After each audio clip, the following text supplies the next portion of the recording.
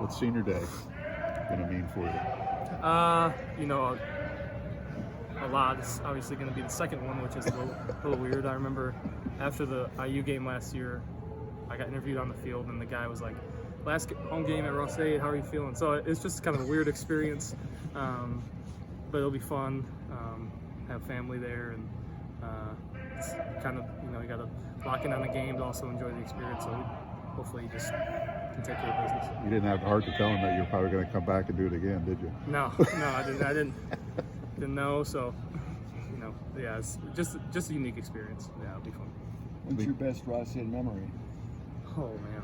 2 or 3. You can't get one. Yeah, it's probably the Ohio State game. Even though I wasn't playing, it was just a special night with Tyler Trent and all that, and obviously seeing David, who I was close with, succeed, and us just have a great game. That was obviously the Michigan State upset was awesome. We got a lot of great wins, but that Ohio State win is just, I think, a special one that most people that don't know much about Purdue know about that one. But I mean, the Nebraska game has to have a special place somewhere, because you come in and you lead, you kind of introduce yourself to the world on that day. Yeah, that was also a really cool day. I think only my mom wasn't there, but my dad was there, because at the time, he didn't think I was going to be playing. So it was definitely, that was probably where my life changed the most that day. But still, nonetheless, a lot of great experiences. Are you going to pursue a pro career? Yeah, we're gonna, hope to do that, and it's been a dream for a long time. Hasn't really been a reality until recently. So we're gonna, figure that out when it comes. I'd love to finish off the season on the right note. Could you imagine saying that in 2017? I think I could dream about it and imagine it. I don't think how realistic it would be, but excited that it's real. But again, I'm trying to focus on the here and now.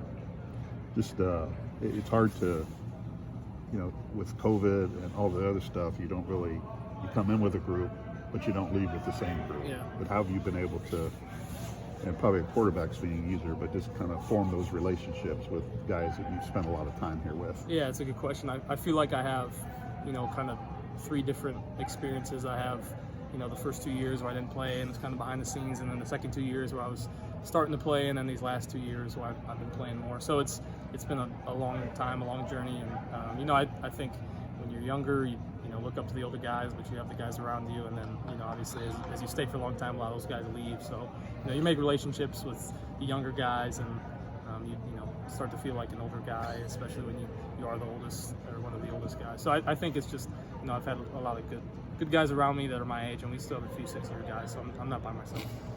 Just coming into this season, obviously the story of you starting as a walk-on and getting to where you are now just gains a little more, traction, I guess, in the national media.